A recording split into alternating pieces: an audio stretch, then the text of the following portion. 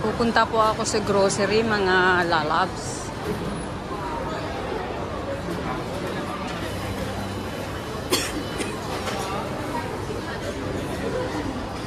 Titingin lang ako ng ano.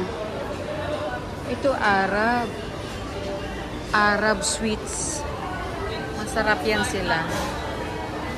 Ayan, kaso lang medyo expensive. Sabi ko nga minsan, kay Amore, kahit na expensive, you buy it. Kasi, alam mo yon, hindi naman natin pwede kainin yung ating pera. Kaya, gastusin natin yung ating pera. Diba? Ibili natin ng pagkain. Huwag po tayong magtipid para sa ating sarili ba? When it comes to pagkain. Kasi ako sa pagkain, ito naman, ayan, marami pong watermelon. Red watermelon. Mayroon din po silang pomelo. Tapos mayroon pong sampalok. Ayan, sampalok. Tapos may yellow watermelon. Ayan, diba?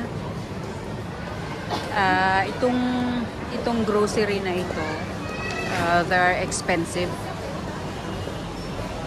Pagka sa Pilipinas, parang rostan ba? O, ayan po. Lahat po mayroon fruits, maraming fruits. Dito naman is dragon fruits and mango. And dami-dami pong mango. Ayan.